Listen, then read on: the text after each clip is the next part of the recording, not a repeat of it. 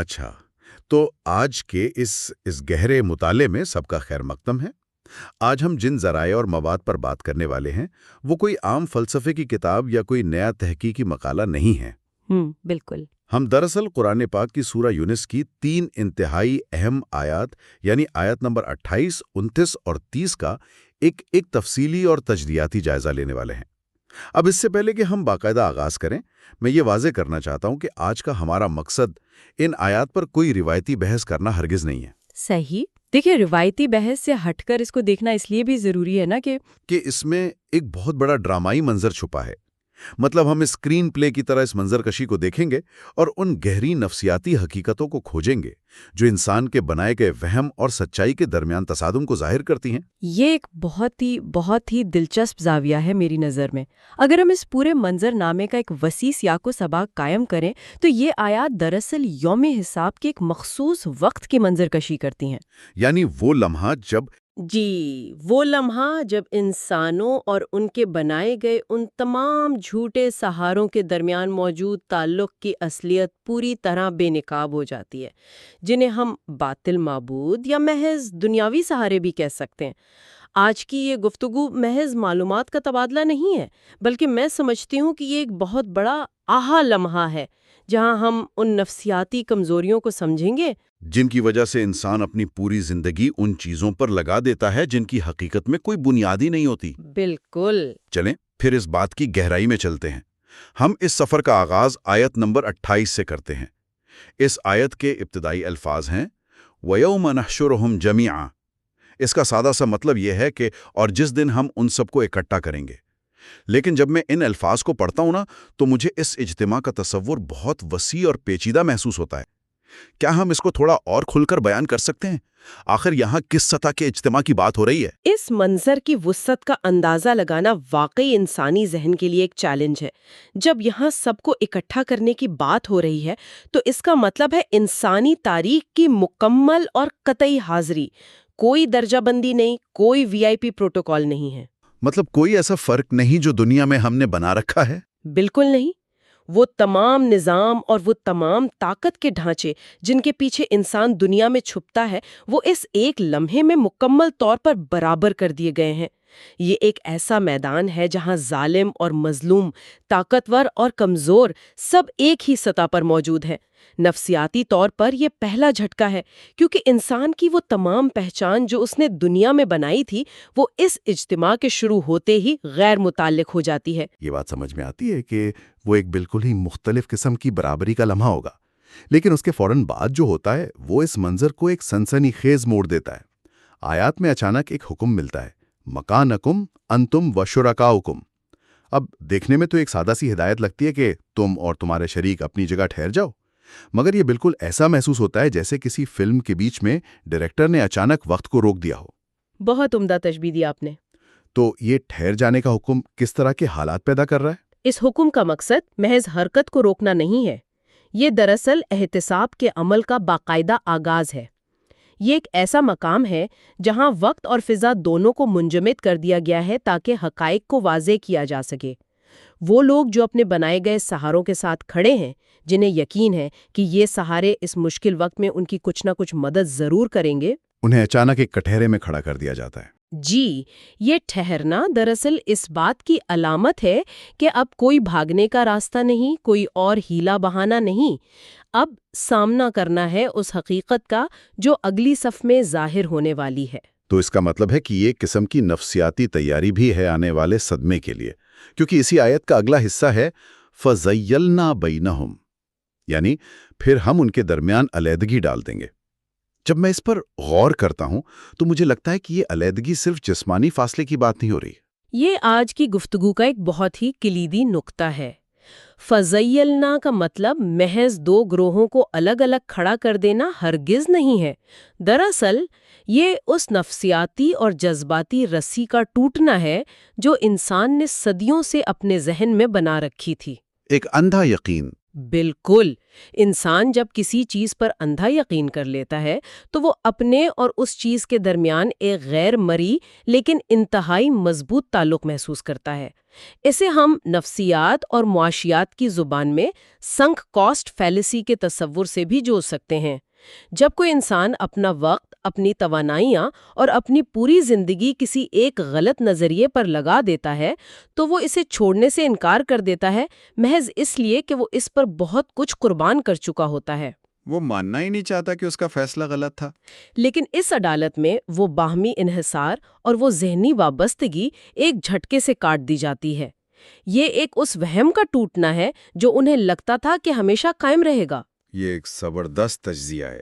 اگر اس کو ایک عام فہم مثال میں ڈھالا جائے تو یہ کچھ ایسا ہے جیسے کسی نے اپنی پوری زندگی ایک ایسی کمپنی کے لیے کام کرنے میں گزار دی ہو جو حقیقت میں وجود ہی نہیں رکھتی تھی، اور ایک دن اچانک اسے اس بات کا احساس دلایا جائے کہ اس کا سارا کریئر محض ایک سراب تھا. بالکل ایسا ہی ہے. لیکن اس کہانی میں سب سے بڑا موڑ تو ابھی باقی ہے. آیت نمبر 28 کے آخر اور 29 کے آغاز میں ایک ایسا انکشاف ہوتا ہے جس کی توقع شاید اس اجتماع میں موجود کسی شخص کو نہ ہو. وہ جھوٹے معبود یا وہ سہارے اچانک بول اٹھتے ہیں اور کہتے ہیں ما کنتم ایانا تعبدون، یعنی تم ہماری عبادت تو نہیں کرتے تھے. یہ وہ مقام ہے جہاں ایک انسان کی پوری عقیدت اور زندگی کی کمائی صفر ہو جاتی ہے. وہ سیدھا انکار کر دیتے ہیں. اور اس انکار کی نوعیت پر غور کرنا بہت ضروری ہے. وہ سہارے کوئی ہمدردی نہیں دکھاتے. وہ یہ نہیں کہتے کہ ہمیں افسوس ہے کہ ہم تمہاری مدد نہیں کر سکتے. وہ مکمل طور پر تعلق ہی سے انکاری ہو جاتے ہیں. اس کی بنیادی وجہ یہ ہے کہ باطل کی کوئی اپنی حقیقت نہیں ہوتی. جب سچائی پورے جلال کے ساتھ سامنے آتی ہے تو باطل کو اپنی بقا کی فکر پڑ جاتی ہے. بالکل. اس لیے سب سے پہلا قدم جو وہ اٹھاتے ہیں وہ اپنے ہی ماننے والوں کو تنہا چھوڑ دینا ہوتا ہے. اس سے ایک بہت اہم سماجی اور نفسیاتی حقیقت سامنے آتی ہے کہ وہ چیزیں جنہیں ہم طاقت کا سرچشمہ سمجھتے ہیں، چاہے وہ کوئی مادی شے ہو، دولت ہو یا کوئی انسان، در حقیقت ان کی اپنی کوئی طاقت نہیں ہوتی. جب انہیں اصل طاقت کے سامنے لایا جاتا ہے تو وہ اپنی بے بسی کا اعتراف کرنے پر مجبور ہو جاتے ہیں. اور وہ صرف انکار نہیں کرتے بلکہ اپنی بات میں وزن پیدا کرنے کے لیے وہ ایک بہت ہی حیرت انگیز دلیل بھی دیتے ہیں. آیت 29 میں وہ کہتے ہیں فَقَفَا بِاللَّهِ شَهِيدًا بَيْنَنَا وَبَيْنَكُمْ، یعنی ہمارے اور تمہارے درمیان اللہ ہی گواہ کافی ہے. اب یہ بات ذہن کو الجھا دیتی ہے. جن سہاروں کو اللہ کے مقابلے میں کھڑا کیا گیا تھا وہی اب اپنے دفاع میں اللہ کو اپنا گواہ بنا رہے ہیں. یہ کس قسم کا دفاع ہے؟ یہ اس پورے منظر کا سب سے گہرا طنز اور سب سے بڑی حقیقت ہے. یہ جھوٹے سہارے اس وقت سب سے بڑے سچے کو اپنا گواہ اس لیے بنا رہے ہیں کیونکہ اس مخصوص مقام پر اس مطلق سچائی کے علاوہ کوئی اور چیز اہمیت ہی نہیں رکھتی. تو یہ دراصل ان ماننے والوں کے عقائد کی مکمل شکست کا اعلان ہے. 100%. جس ذات کو انہوں نے پسے پشت ڈال دیا تھا، آج ان کے اپنے بنائے گئے معبود اسی ذات کو پکار رہے ہیں. یہ نفسیاتی طور پر انسان کو مکمل طور پر نہتہ کر دینے والا لمحہ ہے. وہ سہارے یہ ثابت کر رہے ہیں کہ دیکھو ہم تو خود اس حتمی طاقت کے محتاج ہیں، ہمارا تم سے کیا واسطہ ہو سکتا ہے. اسی سے جڑی ایک اور بات بھی ہے جو وہ اپنے دفاع میں کہتے ہیں ان کننا ان عبادتکم لغافلین، یعنی ہمیں تو تمہاری اس عبادت کی خبر تک نہ تھی. مجھے اس بات پر تھوڑا سا حیرت بھی ہوتی ہے اور تجسس بھی. آخر وہ غافل کیوں تھے؟ کیا یہ محض جان چھڑانے کا ایک طریقہ ہے یا اس کے پیچھے کوئی ٹھوس حقیقت چھپی ہے؟ اس میں مکمل حقیقت چھپی ہے. اگر ہم اس بات کا تجزیہ کریں کہ انسان کن چیزوں کو اپنا معبود یا حتمی سہارا بناتا ہے تو اس کی کئی پرتیں ہیں. پہلی قسم تو وہ ہے جو بالکل بے جان ہے، جیسے پتھر یا لکڑی کے مجسمے. ظاہر ہے وہ غافل ہیں. صحیح. دوسری قسم میں وہ فرشتے، پیغمبر یا نیک انسان شامل ہیں جنہیں لوگوں نے اپنی مرضی سے پوجنا شروع کر دیا، جبکہ وہ تو اس شرک سے بالکل پاک تھے، اس لیے وہ غافل ہیں. لیکن ایک تیسری اور سب سے اہم قسم بھی ہے، اور وہ ہے انسان کی اپنی خواہشات، اس کا اپنا کیریئر، اس کا بینک بیلنس یا اس کی انا. اوہ، یہ ایک بہت گہرا نقطہ ہے. انسان جب ان چیزوں کو اپنی زندگی کا مرکز بنا لیتا ہے تو در حقیقت وہ ایک خیالی تصور کی پوجا کر رہا ہوتا ہے. یہ چیزیں شعور نہیں رکھتی کہ وہ انسان کی وفاداری کا کوئی بدلہ دے سکیں۔ اس لیے جب ان ہستیوں یا چیزوں کی طرف سے یہ کہا جاتا ہے کہ ہم غافل تھے تو وہ 100% سچ بول رہے ہوتے ہیں۔ انسان دراصل کسی اور کی نہیں، اپنے ہی ذہن میں تراشے گئے ایک بت کی پوجا کر رہا تھا۔ تو اس کا مطلب ہے کہ یہ سارا کھیل انسان کے اپنے ذہن کا تھا، اور جب وہم کی یہ عمارت گرتی ہے تو انسان کے ذہن میں ایک شدید کشمکش پیدا ہوتی ہوگی۔ میں نے کہیں پڑھا تھا، اور شاید ہم اسے یہاں کوگنیٹو ڈسوننس کے تصور سے جوڑ سکتے ہیں، جب کسی شخص کے اعمال اور حقیقت کے درمیان اتنا بڑا تضاد آ جائے تو وہ کیسا محسوس کرتا ہے؟ یہ ایک بہت عمدہ ربط ہے۔ اگر ہم نفسیات میں کوگنیٹو ڈسوننس کو آسان الفاظ میں سمجھیں تو یہ وہ بے چینی اور تکلیف ہے جو انسان تب محسوس کرتا ہے جب اسے پتہ چلے کہ جس چیز پر وہ پختہ یقین رکھتا تھا حقیقت اس کے بالکل برعکس ہے۔ دنیاوی زندگی میں جب یہ صورتحال پیش آتی ہے تو انسان کا دفاعی نظام حرکت میں آ جاتا ہے۔ وہ خود کو جھوٹے جواز فراہم کرتا ہے۔ بالکل، وہ بہانے تراشتا ہے، وہ حقیقت کو جھٹلا دیتا ہے تاکہ اسے اس تکلیف دہ سچ کا سامنا نہ کرنا پڑے۔ وہ کسی نہ کسی طرح اپنے عمل اور عقیدے کے درمیان ایک توازن قائم رکھنے کی کوشش کرتا ہے، چاہے وہ توازن جھوٹ پر ہی کیوں نہ مبنی ہو۔ یعنی وہ اپنے آپ سے جھوٹ بول کر خود کو تسلی دے لیتا ہے۔ لیکن جس منظر پر ہم بات کر رہے ہیں وہاں تو یہ دفاعی نظام کام نہیں آئے گا، ٹھیک ہے نا؟ بالکل ٹھیک، وہاں یہ تمام ذہنی حفاظتی دیواریں گر چکی ہوں گی۔ وہاں انسان کو یہ موقع نہیں ملے گا کہ وہ کوئی نیا جھوٹ گھڑ کر خود کو مطمئن کر لے۔ وہاں جو حقیقت سامنے آ گئی ہے اسے پوری شدت اور پوری تلخی کے ساتھ تسلیم کرنا پڑے گا۔ وہاں کوگنیٹو ڈسوننس نہیں ہوگی، بلکہ صرف ایک عریاں بے رحم سچائی ہوگی جس کا سامنا ہر نفس کو کرنا ہوگا۔ اور یہی وہ مقام ہے جہاں ہم آیت نمبر 30 میں داخل ہوتے ہیں، جہاں انسان کا سامنا خود اپنی ذات سے ہوتا ہے۔ آیت کہتی ہے ہنالک تبلوا کل نفس ما اسلفت۔ اس کا مفہوم کچھ یوں ہے کہ اس مقام پر ہر جان کو معلوم ہو جائے گا جو اس نے آگے بھیجا۔ مجھے یہاں لفظ تبلوا بہت دلچسپ لگتا ہے۔ یہ محض جاننے کی بات نہیں لگ رہی، اس میں کچھ زیادہ گہرائی محسوس ہوتی ہے۔ آپ کا مشاہدہ بہت درست ہے۔ تبلو کا لفظ عربی میں محض سرسری معلومات حاصل کرنے کے لیے استعمال نہیں ہوتا۔ اس کا مطلب ہے کسی چیز کا مزہ چکھنا، اس کا عملی تجربہ کرنا، اسے اس کی پوری اصلیت کے ساتھ جانچنا۔ ایک طرح کا انٹرنل آڈٹ۔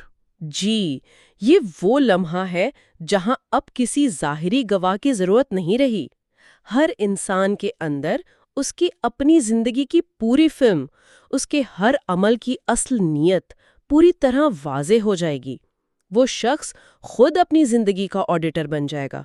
جو اعمال اس نے دنیا میں بظاہر بہت اچھے سمجھ کر کیے تھے، لیکن اگر ان کے پیچھے نیت کسی جھوٹے سہارے کو خوش کرنے کی تھی تو وہ اعمال اسے وہاں بالکل کھوکھلے محسوس ہوں گے۔ وہ اپنے ہی ہاتھوں آگے بھیجے گئے ہر عمل کی تلخی یا مٹھاس کو خود محسوس کرے گا۔ بالکل۔ یہ تو ایک انتہائی شفاف مگر شاید بہت خوفناک تجربہ ہوگا کہ انسان خود ہی اپنے خلاف سب سے بڑا گواہ بن جائے۔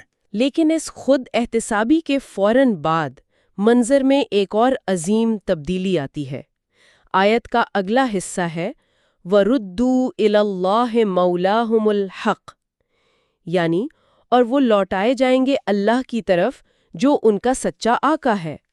اب تک جو گفتگو ہم کر رہے تھے اس میں جھوٹ اور وہم کی بات ہو رہی تھی، لیکن یہاں آ کر اچانک ایک بہت گہری اور مستقل سچائی کی طرف توجہ دلائی گئی ہے۔ لفظ الحق کا یہاں کیا مخصوص کردار ہے؟ اس مقام پر لفظ الحق کا استعمال اس پوری قرآنی نفسیات کا نچوڑ ہے۔ دیکھیے، دنیا میں انسان کا بنیادی مسئلہ یہ ہے کہ اسے کسی نہ کسی آقا، کسی مولا یا کسی سہارے کی ضرورت ہوتی ہے۔ وہ تحفظ چاہتا ہے۔ فطرتاً انسان سہاروں پر انحصار کرتا ہے۔ جی، تو جب وہ اللہ کو چھوڑ کر دوسرے سہارے ڈھونڈتا ہے تو وہ دراصل باطل سے جڑ جاتا ہے۔ اب الحق اور باطل میں فرق کیا ہے؟ الحق وہ سچائی ہے جو اپنی ذات میں مکمل ہے، جو موجود ہے، جو حقیقت ہے اور جو کسی اور کے وجود کی محتاج نہیں ہے۔ اس کے مقابلے میں باطل کی اپنی کوئی ہستی نہیں ہوتی۔ باطل دراصل اندھیرے کی طرح ہے۔ اندھیرے کا اپنا کوئی وجود نہیں ہوتا، وہ صرف روشنی کی غیر موجودگی کا نام ہے۔ بہت خوبصورت بات کی۔ اسی طرح باطل صرف اس وقت تک طاقتور نظر آتا ہے جب تک سچائی سامنے نہ آئے۔ یہ اندھیرے اور روشنی والی مثال بہت واضح ہے۔ تو جب وہ سچے آقا کی طرف یعنی الحق کی طرف لوٹائے جائیں گے تو اس کا مطلب ہے کہ تمام اندھیرے چھٹ جائیں گے، کوئی وہم، کوئی سراب باقی نہیں رہے گا۔ اور یہی بات انہیں اس حتمی احساس کی طرف لے جاتی ہے کہ انہوں نے جس چیز کے لیے اپنا سب کچھ داؤ پر لگایا وہ تو کبھی وجود ہی نہیں رکھتی تھی۔ الحق کے سامنے آتے ہی ہر وہ چیز جو اس کے خلاف تھی یا جس نے اس کی جگہ لینے کی کوشش کی تھی وہ اپنی موت آپ مر جاتی ہے۔ اور اسی بات کی تصدیق آیت کے بالکل آخری حصے میں ایک حتمی مہر کی طرح ہوتی ہے۔ الفاظ ہیں وَضَلَّ عَنْهُمْ مَا كَانُوا يَفْتَرُونَ، یعنی وہ تمام جھوٹ جو انہوں نے گھڑ رکھے تھے وہ سب ان سے گم ہو جائیں گے۔ مجھے اس جملے میں گم ہو جانے کا تصور بہت طاقتور لگتا ہے۔ یہ ایسا نہیں ہے کہ وہ جھوٹ وہاں موجود ہوں گے اور کام نہیں آئیں گے، بلکہ ایسا لگتا ہے کہ ان کا نام و نشان ہی مٹ جائے گا۔ اس غائب ہونے کی نوعیت کو ہم کیسے سمجھیں؟ اس غائب ہونے کو ہم ایک خواب کے ٹوٹنے سے تشبیہ دے سکتے ہیں۔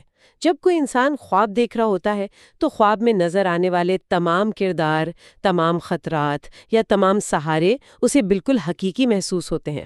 وہ ان پر جذبات کا اظہار بھی کرتا ہے، لیکن جیسے ہی اس کی آنکھ کھلتی ہے تو وہ خواب محض دھندلا نہیں ہوتا، وہ مکمل طرح پر غائب ہو جاتا ہے۔ اس کا حقیقت کی دنیا میں کوئی وجود نہیں رہتا۔ بالکل اسی طرح وہ جھوٹے خدا، وہ سماجی رتبے، وہ جھوٹی امیدیں جو انسان نے دنیا میں باندھ رکھی تھیں، حتمی سچائی کی آنکھ کھلتے ہی غائب ہو جائیں گی۔ انہیں احساس ہوگا کہ انہوں نے پوری زندگی جن چیزوں کو جمع کرنے میں لگا دی وہ تو پانی کے بلبلے سے زیادہ کوئی حیثیت نہیں رکھتے تھے۔ جو کچھ تھا وہ محض ایک وہم اور ایک جھوٹ تھا۔ بالکل۔ تو اگر ہم اس پورے سفر اور اس ڈرامائی منظر کو سمیٹ کر دیکھیں تو ہمیں احساس ہوتا ہے کہ یہ صرف الفاظ نہیں ہیں، بلکہ یہ انسانی نفسیات کی سب سے بڑی سرجری ہے۔ ہم نے شروعات کی ایک بہت بڑے اجتماع سے جہاں وقت کو روک دیا گیا، پھر وہ نفسیاتی رشتے کٹ گئے جو انسان نے جھوٹے سہاروں سے باندھ رکھے تھے، اور پھر وہ موڑ آیا جہاں وہ جھوٹے سہارے خود اپنے ماننے والوں کو پہچاننے سے انکاری ہو گئے۔ انہوں نے لا علمی کا اعلان کر دیا۔ اس کے بعد ہر شخص نے اپنے عمل کو خود جانچا، اور بالآخر جب وہ حتمی سچائی یعنی الحق کے سامنے لائے گئے تو ان کے بنائے گئے تمام وہم ہمیشہ کے لیے تحلیل ہو گئے۔ یہ سفر واقعی انسان کے اندر تک اتر جانے والا ہے۔ اگر ہم اس پوری بحث کا نچوڑ نکالیں اور اسے آج کی زندگی سے جوڑیں تو یہ آیات صرف قیامت کے دن کے لیے ایک انتباہ نہیں ہے، یہ دراصل آج اسی لمحے میں انسان کی خود احتسابی کے لیے ایک مکمل فریم ورک پیش کرتی ہیں۔ یہ ہمیں دعوت دیتی ہیں کہ ہم آج اپنے ارد گرد دیکھیں کہ ہم نے کن چیزوں کو اپنا آقا یا اپنا حتمی سہارا بنا رکھا ہے۔ انسان کی فطرت میں ہے کہ وہ مستقل طور پر کسی نہ کسی چیز سے وابستہ رہنا چاہتا ہے۔ لیکن کیا وہ وابستگی کسی ایسی چیز سے ہے جو خود فانی ہے؟ کیا ہم ان چیزوں پر اپنا بھروسہ کر رہے ہیں جو خود اپنے وجود کے لیے محتاج ہیں؟ یہ شعور حاصل کرنا ہی دراصل اس اندھیرے سے روشنی کی طرف سفر ہے جس کا ذکر ان آیات میں اتنی تفصیل سے کیا گیا ہے۔ یہ ایک بہت ہی گہری اور حقیقت پسندانہ بات ہے، اور جیسا کہ ہم ہمیشہ اس شو کے اختتام پر ایک ایسی سوچ پر غور کرتے ہیں جو اس سارے مطالعے سے ابھرتی ہو، آج بھی میرے ذہن میں ایک نیا سوال پیدا ہو رہا ہے۔ ہم نے یہ تو جان لیا کہ یہ تمام دنیاوی سہارے، یہ تمام وہم بالآخر ختم ہو جائیں گے اور ان کی کوئی حقیقت نہیں رہے گی، لیکن اگر ہم اس بات کو ایک دوسرے زاویے سے دیکھیں، وہ کیسے؟ اگر ہمیں آج یہ یقین ہو جائے کہ ہمارے تمام دنیاوی سہارے فانی ہیں اور بالآخر انہوں نے غائب ہو جانا ہے، تو کیا یہ احساس ہماری آج کی زندگی میں موجود خوف اور بے چینی کا علاج نہیں بن سکتا؟ ہم ہر روز اس ڈر میں جیتے ہیں کہ ہمارا کیریئر ختم نہ ہو جائے، لوگ ہمیں چھوڑ نہ جائیں، ہمارا رتبہ کم نہ ہو جائے۔ صحیح۔ لیکن جب ان میں سے کسی چیز نے مستقل رہنا ہی نہیں ہے، تو کیا ان کے فانی ہونے کا یہ ادراک ہمیں حقیقت میں آج اور اسی لمحے میں مکمل طور پر آزاد نہیں کر دیتا؟ اگر کچھ بھی ہمیشہ کے لیے نہیں ہے سوائے اس ایک حتمی سچائی کے، تو پھر ہم ان عارضی چیزوں کے کھونے سے اتنا کیوں ڈرتے ہیں؟ کیا یہ ادراک ہمارے ڈر کو آزادی میں تبدیل نہیں کر سکتا؟ یہ ایک بہت ہی طاقتور اور مختلف زاویہ ہے۔ واقعی اگر انسان اس عدم استحکام کو تسلیم کر لے تو اس کے بہت سے دنیاوی خوف خود بخود بے معنی ہو کر رہ جاتے ہیں۔ اس کے ساتھ ہی ہم آج کے اس گہرے مطالعے کو یہیں روکتے ہیں۔ یہ آیات اور ان میں موجود یہ وسیع حقیقتیں یقیناً ایک طویل عرصے تک غور و فکر کی دعوت دیتی رہیں گی۔ امید ہے آج کا یہ گہرا مطالعہ سننے والوں کے لیے اتنا ہی فکر انگیز رہا ہوگا جتنا کہ ہمارے لیے۔